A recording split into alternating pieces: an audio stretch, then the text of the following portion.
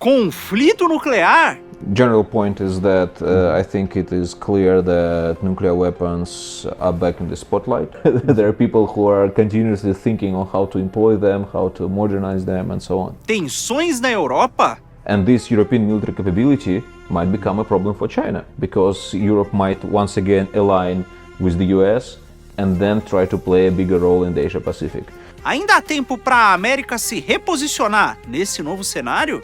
Diplomacy is the answer. Arms control is the answer. And unfortunately, only recently, at least the Americans came back to diplomacy. Geopolítica, economia e inteligência artificial.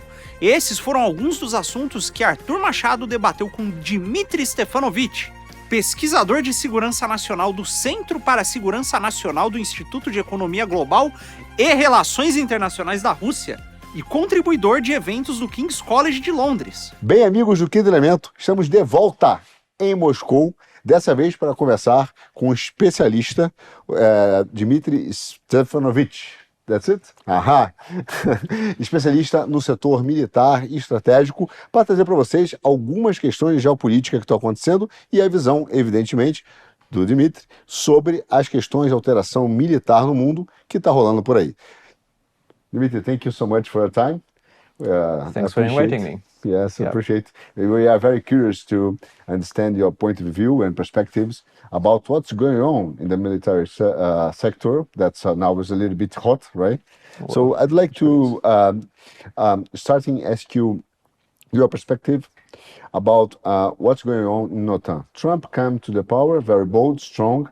He starts his government in a very bold way with bold actions. And he basically said that because he needs to reduce the cost, the budget of the military, because the United States are spending too much, so he needs to replace this current military cost for a more efficient way.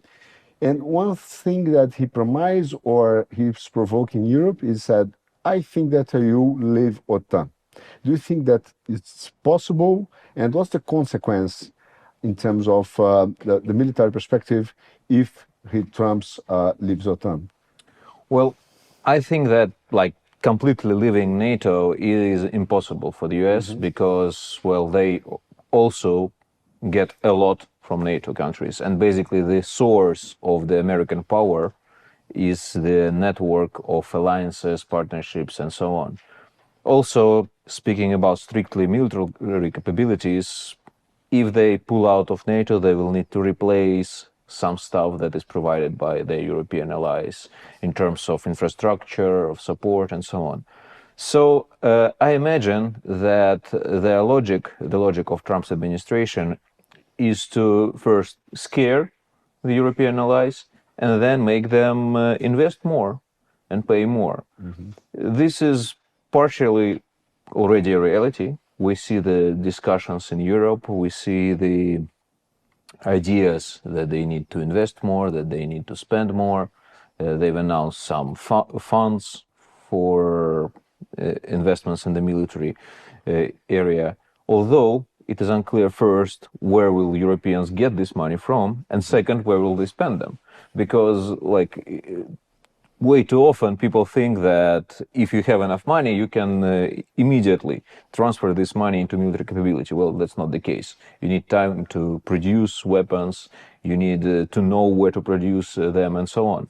So the very real possibility is that eventually a vast majority of the funding that Europeans are planning to allocate for the increasing of their military capability will end up in the US. Because US military industry is basically one of the major sources of military equipment for European countries as well. Of course, there are alternatives like South Korea or Israel, but the majority is in the US, and US also is a provider of a number of patents, some specific technologies, spare parts that are used in some of the European weapons. Of course, they also have Turkey, which developed their quite successful military industry. But again, it's not like even if the European countries come up with this huge fund of 800 billion, euros, they will immediately get military capability, and they will need to spend a lot of this money in the US. That's my expectation. At the same time, what Trump is doing is a kind of alliance between the government and Silicon Valley. And in a certain way, they are increasing investments in artificial intelligence for the both ways, for civil proposal, but also military proposal. Do you think that's possible the Europe and NATO be successful also to invest in artificial intelligence for military services? How see this industry developing itself? Well, in terms of artificial intelligence, I think the biggest advantage of the way current US administration is running the things is that they don't really care about like the ethical part. They don't really care about what other countries will say, what international organizations will say. While in Europe, it's the opposite. They need regulations for everything. And this is basically like the major product of European Union as an entity is regulations. And that's why, I mean, it's one of the shining, brightest examples of European failures is that so far they have no heavy strike drones, uncrewed aerial vehicles. And the reason for that is not only lack of capability, but also lack of common understanding of the, ethical part of the issue of uncrewed lethal autonomous weapon systems. In the US, they don't have this problem.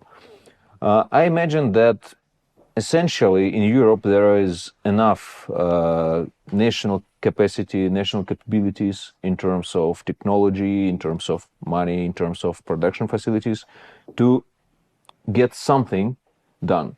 But because of these extra national entities that provide regulations, it is very hard first to begin these new projects, including in artificial intelligence domain, both in civilian and the military sphere.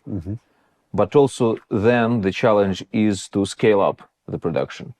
They can do something small, they can do something in small quantities, but what has been demonstrated over the last several years that if you get yourself in a hot conflict, in warfighting, you need a lot of weapons because you will burn through them swiftly. And so far it is unclear whether Europe can scale up the production of anything. Because like the technology, artificial intelligence technologies, they are like, there is no clear definition what is this, but it is obvious that you cannot solve all your problems with artificial intelligence itself. You need machinery, you need like something hard. In terms of example, not the reaction, but of course, when a country said, I would like to invest more in military sector, is a kind of at least red flag or yellow flag for other countries like BRICS countries or China. And how do you see this reaction or how this scale in when Europe say, okay, I'd like to invest more in military services. At the same time, US also doing the same, and China in a certain way reacting reacting this movement as well. How do you see this industry and this geopolitical conflicts between countries reacting each other, the increased investments in the military sector? Well, clearly we are, if not already, in a very real arms race, but we are on the brink of it. So far, it has been it was carried out more in the like qualitative domain. Now we are shifting to quantities, to vast amounts of weapons being produced. Not in every country, but this is the main vector, main direction of where everything is going. And unless we swiftly find a way out, it would be really clear that this arms race will fuel itself, because no one will be ready to accept the superiority of others. And this is a huge challenge. Like, we know how it happened during the previous Cold War, and these huge amounts of weapons built in the US, in Europe, in Russia, in China, in Soviet Union and in China. And then a lot of those weapons got scrapped and again it was a waste of resources. And during the arms race, you continuously need not only to produce weapons, you need to develop new weapons, like remove old weapons, bring in new weapons. And this is not the best way of using your resources. And I'm not speaking only about the money, it is all sorts of resources. It's like metals, it's fuels, it's people. And this is a big challenge, and the only solution from my perspective is the understanding that it is a path to nowhere. Like, to believe that in current multipolar world you can achieve your security in terms of military security only by enhancing your military capability is a wrong one, because there will always be, like, if not your nearest neighbor, there will be third parties more capable, and your neighbor can ally with them, and so on. So diplomacy is the answer, arms control is the answer, and unfortunately only recently at least the Americans came back to diplomacy. Europeans are not yet there.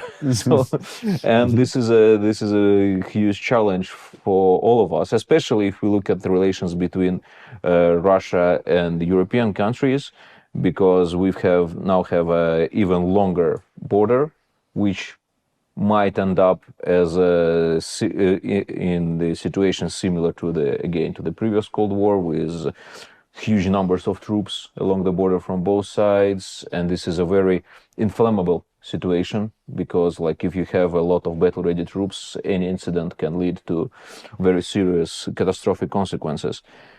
But on another issue, as you mentioned, China, if the Europe will be able to develop their military capability, there is a possibility that eventually we will sort our relations with them out, between Russia and Europe, and we will come up with some new regulations.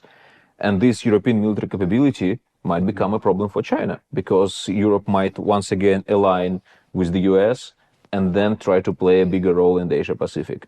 So everything is very much interconnected here, and unfortunately current trends are not positive. Do you think that to be a tendency, they continue the idea to expand, example, NATO to the Asia Pacific? Because NATO, at a certain moment of time, I think that Clinton here started this NATO expansion. After this, Obama continue, Bush continue also, and at the moment this North Atlantic alliance become Asian Pacific alliance as well. And of course, this is a little bit strange, at least even for Brazilians, a kind of yellow flag. That why are you doing this? What's reason? What for? Do you think that this with Trump and this kind of arm race we are not exactly facing, but looks like we're face, this expansion will continue for the Asia Pacific, or NATO will understand that it's time to come down and consolidate the current alliance?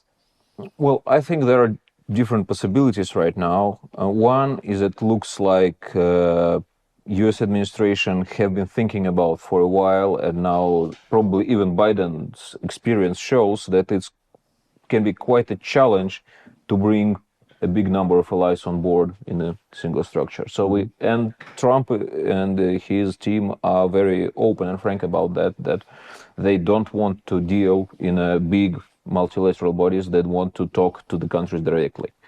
So I can imagine that we will see more flexible allied structures in the Asia Pacific compared to what has been established in Europe. For example, we see growing cooperation between US, United States, South Korea, and Japan. We see cooperation, of course, the AUKUS between US, United Kingdom, and Australia, although there are concerns in Australia that Trump's administration might reconsider this whole project. But nevertheless, there is involvement, there is growing military cooperation between at least US and Australia in other domains. There is pooling of resources in terms of anti-submarine warfare, in terms of space situational awareness, but it is being done not under the banner of like NATO or some other big structure. It it is more like of an ad hoc basis. Like 2, 3, 4 countries agree that they need this project and they establish it and then start to cooperate. Like one or another important example is, for example, the joint early warning system being developed between United States, South Korea, and Japan, with a mission, at least announced mission, of early detection of North Korea ballistic missile launches. But it is clear that, well, it definitely affects the transparency of, for example, Chinese or Russian missile launches in the Far East. So, and then again, you don't have NATO banner, but you have a pooling of resources that affect how Russia, how China, how other countries perceive their security in the region.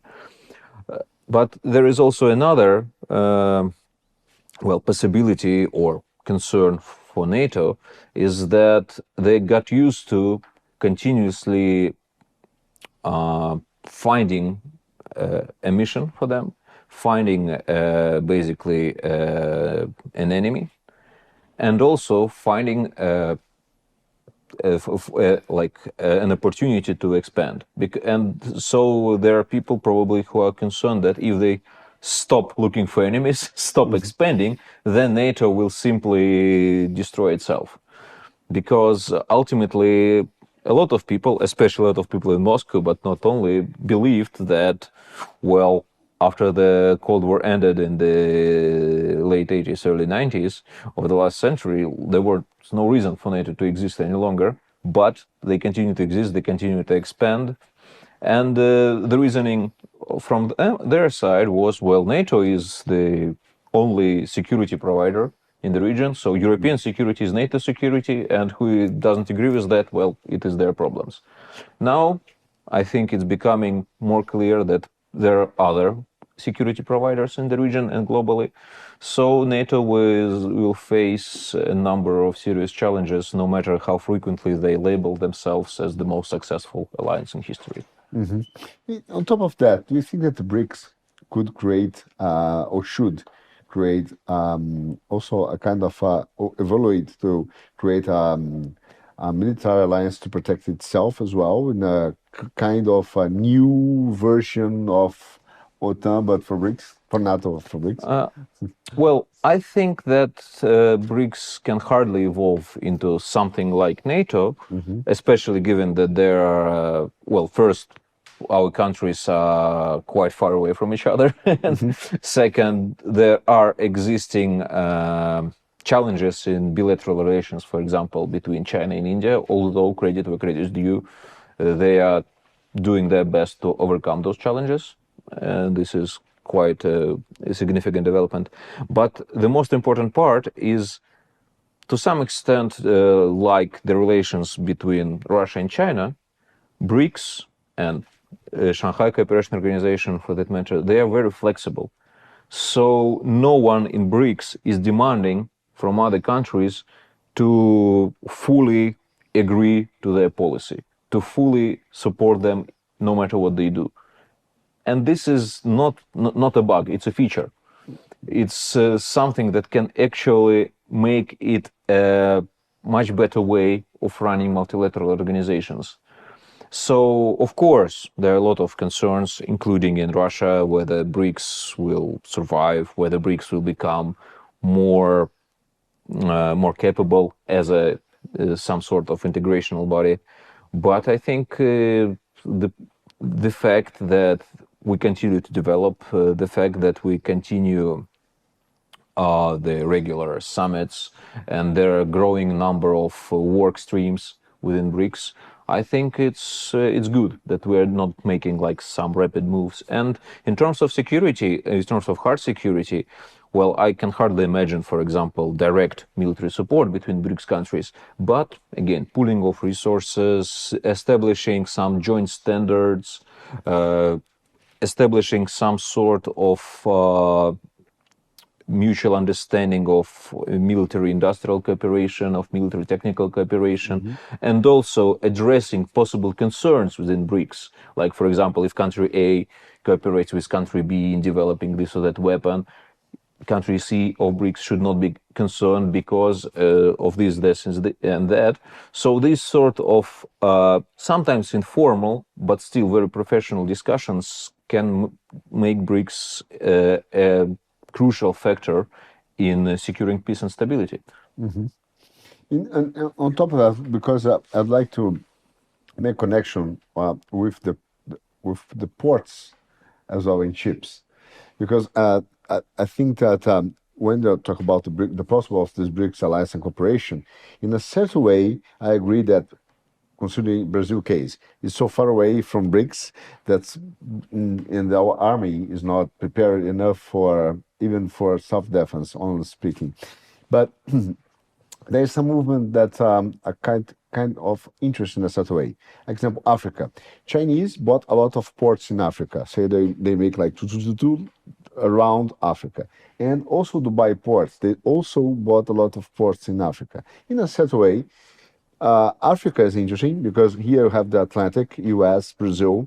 And of course, in a case of a big conflict, could be interest for you. Say just close the Atlantic here, it will be easy, and isolate Brazil and South America. Say, okay, that belongs to me, don't touch.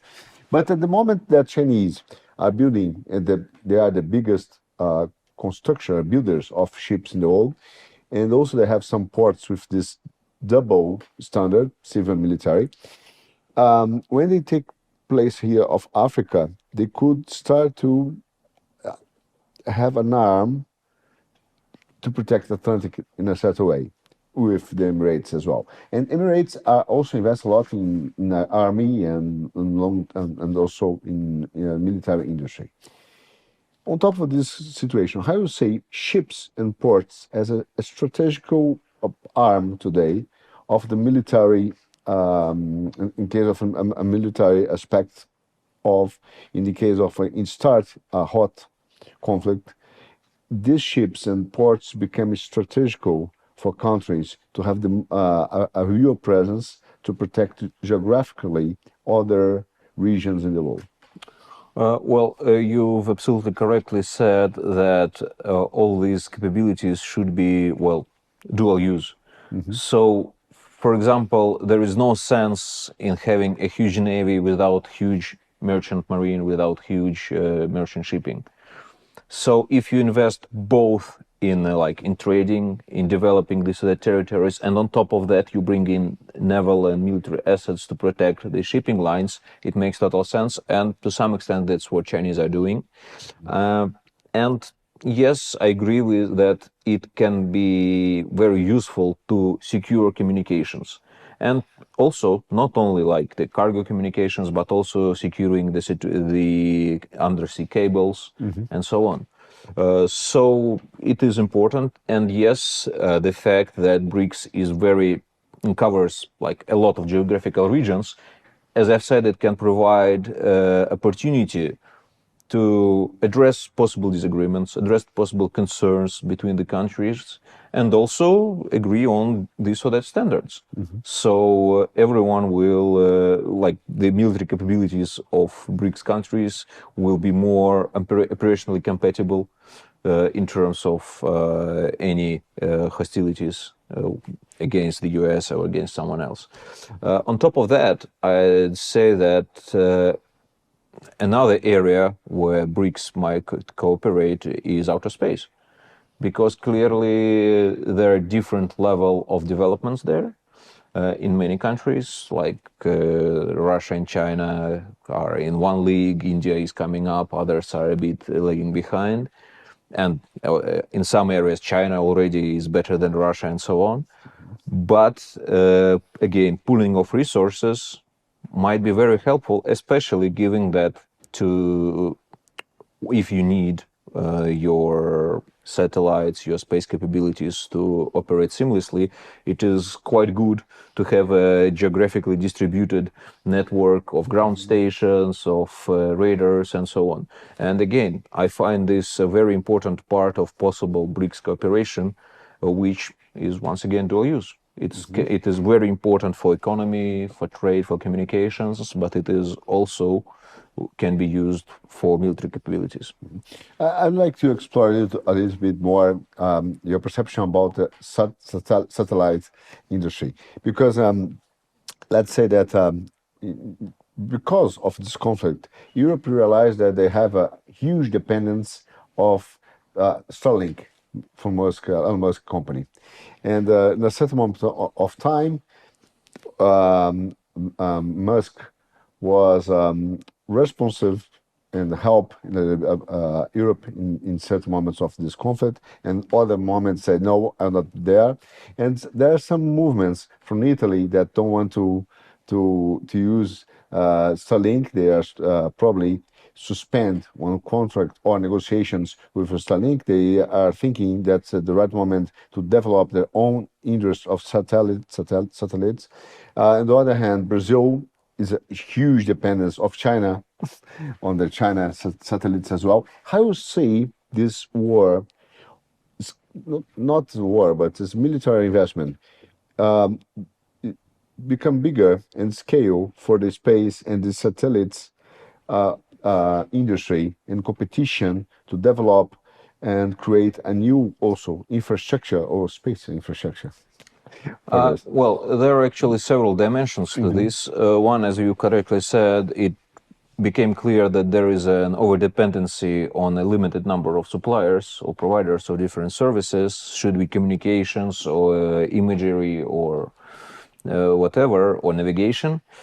And people are starting to looking for opportunities to address this issue, but it will be really hard to compete with SpaceX because, again, it's not everyone shares this theory, but I'm among those who believe that the reason why now we have such huge proliferation of low orbit satellite constellations, of huge constellations of hundreds and thousands, is the revolution in launch services. So basically, it became economically viable to launch a lot of small satellites that will lose their orbit and burn in the atmosphere rather swiftly, and then you launch more in to replace them, than to launch a smaller number of bigger satellites as it used to be previously. So the revolution came from the launch services, not from the idea that you need to have small satellites. It was like the other way around. And Europe, like, they don't have launch capability. They have some investments there, they're trying to do something, but they're not yet there. And for that reason, like in Russia, there are also like a lack of these new launch capabilities of reusable space launch vehicles and so on. But yeah, we're also trying to overcome it. So this is one part of it. Second part is that it turned out that all these new capabilities developed for commercial purposes, they turned out to be much better than anything that the military tried to develop for themselves. And like the very clear symbol of that is that instead of developing their own satellite network, the US military, US Department of Defense, basically came to SpaceX and asked to develop like a Starshield, like a Starlink derivative for military purposes. And in many other areas, these commercial actors in space, they provide services or offer services to the military that military might have never thought about. So this is quite interesting development, and it leads to challenges in terms of, like, we have commercial actors that are involved in military conflicts. And it's not really clear who is responsible for their behavior, what will happen if their capabilities start to be degraded by other actors, and so on. So this is like a huge area that we probably won't have enough time to discuss today. And the third part of that is the competition there is growing, and the biggest problem here is not like some Russian capabilities, not some Chinese ideas, but the continuous belief in the US that they have superiority in space and they need to protect it.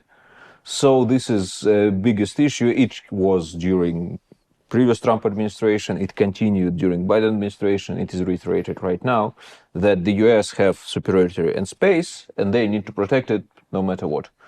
I mean, imagining that Russia or China or even India will accept that US will have superiority in space and it will be the case forever, well, that's not that's simply infeasible.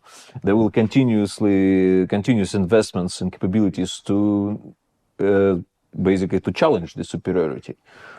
And in this case, again, I might be overly optimistic, but I believe something under the auspices of United Nations can be achieved, because alternatives are way worse. We need to look up, of course, there are ideas that we can develop some sort of norms of responsible behaviors, but ultimately we need a legally binding agreement that will address the space militarization and space weaponization. I'm not saying that like space has been peaceful in any period of history. It was used for military purposes all the way, but one thing is when it provides some support, and another case is when you actually start to develop weapons in space and so on, deploy weapons in space. It's totally different dimension. So yes, space is a very significant military operational domain already today, but it doesn't mean that is inevitable that it will become another domain where we have like a hot war fighting. Okay.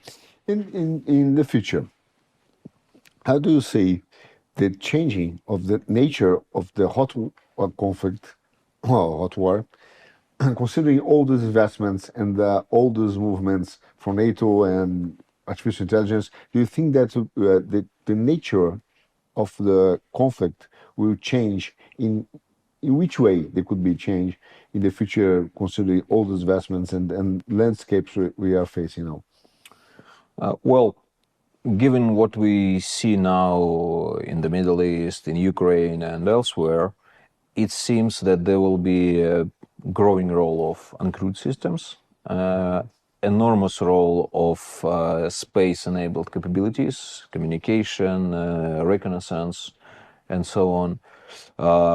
Probably lesser role of crewed aircraft, because they are quite vulnerable, although of course it really depends on how well developed your strategy and your capability and your weapons are.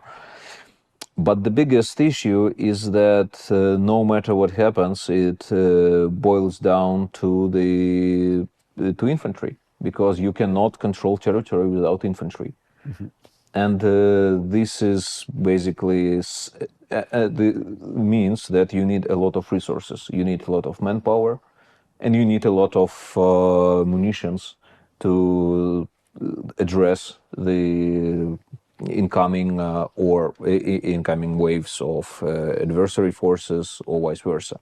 So the big, if coming to very simple terms, one is that you need mass. You need a lot of weapons, and then you need a lot of enablers, a lot of capabilities that will help you use these weapons in a correct way, that they will actually achieve what they need.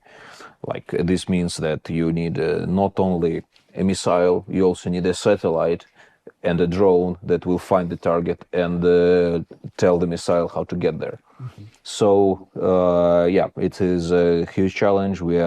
It's actually, frankly speaking, I think it's too early to make immediate conclusions. But yeah, a lot of things are changing. Finally, what is crucial is that if you find yourself in a hot conflict, in actual war, you need to accept that there will be losses. In terms of people, in terms of material, and you need to accept that your adversary will always have a vote. It's not like all your plans will go as you imagined. There will definitely be surprises, and usually those surprises would be really bad. One movement that Trump made in his new Trump 2.0 government is again to touch it with Iran and discuss about the nuclear weapons and probably a possibility to make an agreement with Iran about the use of nuclear weapons. How you see that? How you see this new configurations about nuclear agreements, not only Iran, but Iran, India, and also Europe.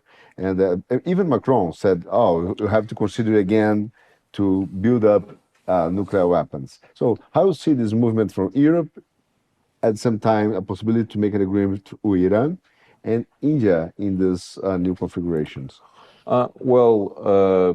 General point is that I think it is clear that nuclear weapons are back in the spotlight. And actually, this is a continuation from Trump 1.0, because when his administration published a nuclear posture review in 2018, it became like a shock to many people that actually like nuclear weapons didn't go anywhere. There are people who are continuously thinking on how to employ them, how to modernize them, and so on. So first with Iran, I think the biggest challenge here is that if Iran becomes a nuclear power, it will lead to a domino effect throughout the region. There will be other countries pursuing this capability. And frankly speaking, I believe that Iranians also do not want that. So the only way to somehow address the Iranian nuclear issue from the US is just to offer some sort of security guarantees for Iran. We've seen a number of mutual strikes, for example, between Iran and Israel over the last year. And I hope, and there are some signs, that in both countries, they understood their vulnerability and that they can inflict a lot of pain for each other even without going nuclear. So I think there is some thinking process there, and probably Israelis are talking to Americans. Hopefully Iranians will be talking to Americans as well, and they will come up with some sort of security architecture that will somehow address their mutual security concerns. But again, it might be wishful thinking, and we may end up in a very different reality, which will be much worse for the global security. In terms of India and Pakistan, for that matter, well, they are developing their weapons, and it is crucial. The one very important point is that if somehow other countries return to nuclear testing, should be because there are voices in the US, for example, arguing that they need actual nuclear weapon tests, explosive tests. India and Pakistan would be very happy about it. They will carry out their own tests because they lack the data and expertise that has been gathered throughout live nuclear testing during the atomic era in the US and in the Soviet Union and even in China. France actually was almost the last official nuclear weapon state to test a nuclear weapon, and unlike other Western countries, they've continuously modernized their nuclear arsenal. And while it's not as diverse and the numbers are not as big as in Russia or in the US, they are still quite capable. They have know-how, they have capabilities to diversify their nuclear arsenal, but they might lack the resources. And I think the most important outcome of this debate that Macron said he will initiate is that they might come up with some way of, again, pooling of European resources to achieve new nuclear capabilities. Not in terms of like they will give nuclear weapons to other European countries, but they will ask for money, for other resources, for some industrial support, and also they might invite, and they actually already invited, in some cases, European conventional forces in terms of aircraft, ground infrastructure, navy, to support patrols or other operations by their nuclear delivery systems, by their submarines, by their aircraft, and so on. So, yeah, we're living in a very interesting world here. And despite the quite clear statements from Trump that he would like, for example, US, Russia, and China to denuclearize. No one understands what he meant, but it looks like something, it has something to do with nuclear disarmament. there are no easy paths towards this denuclearization. So nuclear weapons will remain very important for many years.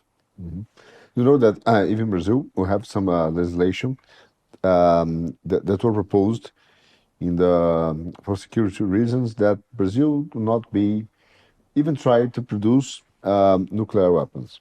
But now realize that maybe could be important to keep our security, mainly because of Amazon. Because Amazon now is a kind of a real important strategic asset to the world, and realize that there are a lot of speech and some tentatives to say, no, Amazon now doesn't belong to Brazil, belong to the world.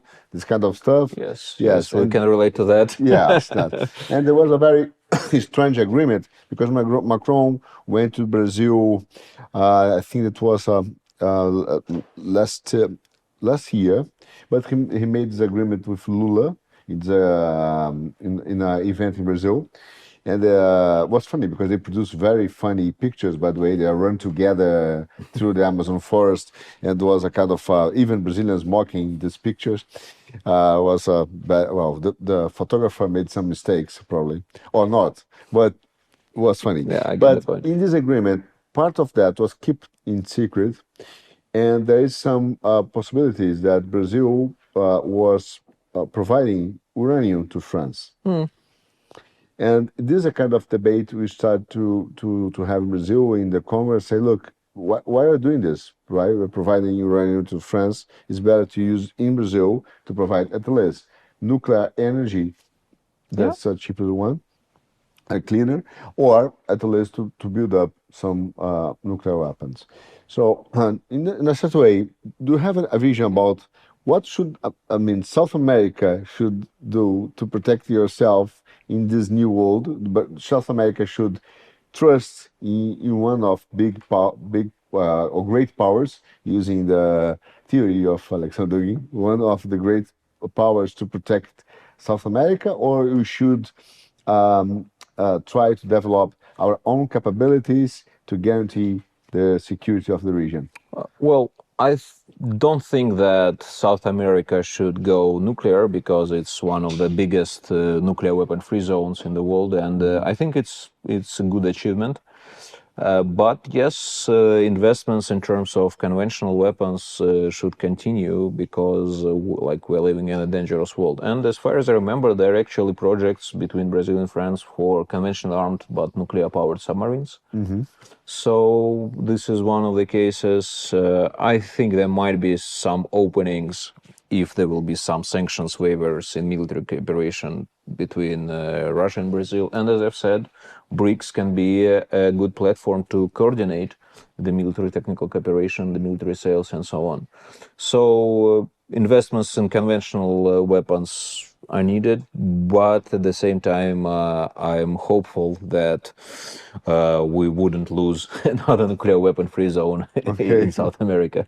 So thank you so much for your time. Really appreciate. Hope we can next time discuss more about some military strategy and everything. So thank you so much. Thank you. It was a pleasure. Obrigado você do Quinto Elemento, e a gente vai voltar com outras entrevistas em breve.